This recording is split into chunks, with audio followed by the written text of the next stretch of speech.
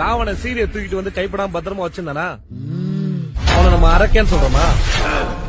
அதே ராம அவளை காப்பாத்தி கொண்டு போய் அவளை சந்தேகத்தில போட்டு எரிச்சானா அவன் நம்ம கடவுள் சொல்றோமா? ராமன் கெட்டவனா ராவணன் கெட்டவனா?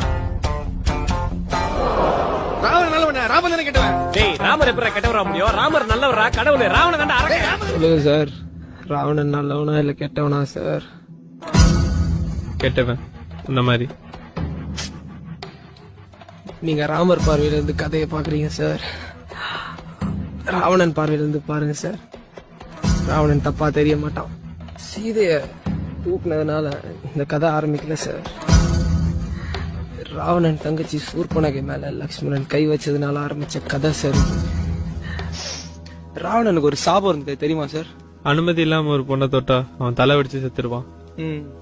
அதான் அவன் தலை வச்சு சாவலையா? அப்புறம் எதுக்கு சார் சீதையை தீக்குளிக்க சொன்னாங்க?